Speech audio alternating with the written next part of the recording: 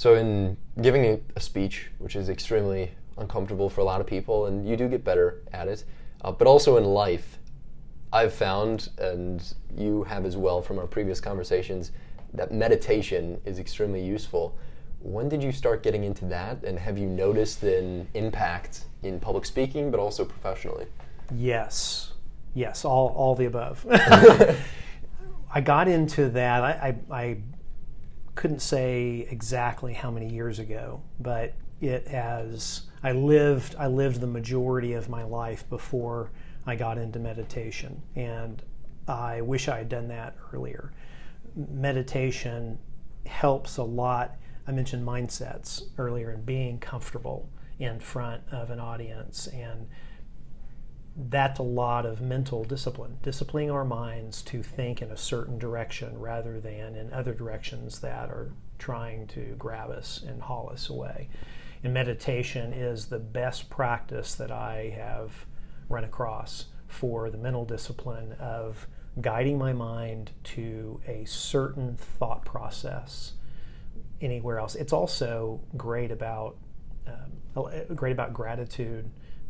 In a meditative place, there are a lot of times where I'll just find myself becoming grateful for every little thing around: the clean water, a good friend, the beautiful blue of the sky, air conditioning when it's 100 degrees outside. And it's those kinds of things, getting ready to go in front of an audience, that can quiet our mind to the point where we come out and we recognize, oh, I'm already living in abundance. It really doesn't matter whether I succeed or fail in the speech. And so I walk from a place of abundance, psychological abundance, and every other way. It allows me to be more comfortable in front of a group, and the stakes are high.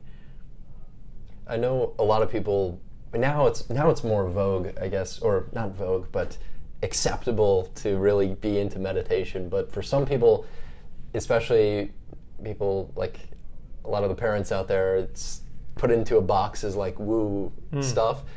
But when I started doing it, and I smiled when you brought up in our initial conversation, Sam Harris's Waking Up app that I also use. Right. It's really nothing like magic or woo. It's literally just watching your thoughts appear and not having to identify with them, which I found to be tremendously useful in public speaking, but also in just being uncomfortable in general, just watching what the mind does and realizing I don't have to lean into that. I don't have to be attached to wherever this thing decides to go. Right. Yeah, if there's anybody who is, I don't know if there's anyone less woo-woo than Sam Harris. I mean, if Sam Harris was sitting here, he probably would have gone, anytime I said the creator or anything like that. He wasn't.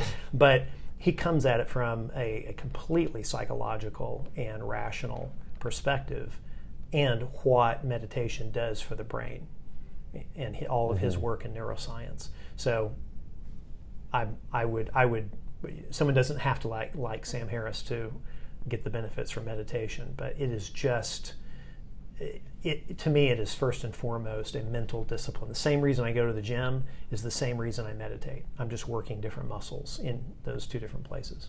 That's a good way of putting it. And I think it was either Sam or somebody else who explained this on, it was an app or a video or something, that you don't, just like the gym, you don't do it for the immediate benefits. You build up the muscle, so when the day comes, God forbid a relative dies, or you're just hit with Murphy's Law times 10, just everything going wrong, that's why you do the training. And I think that's a really useful perspective to have. It was just treat it like the gym. Yeah. No, it's really true. I had someone recently, we had some time together, just look at me after hearing kind of a path over time and said, wow, you've had a lot of stress and tragedy in your life. And that is true, and tools like meditation help get in a mindset to be resilient, to go forward, to weather through storms like that, and to find joy, like I said, in a glass of clean water.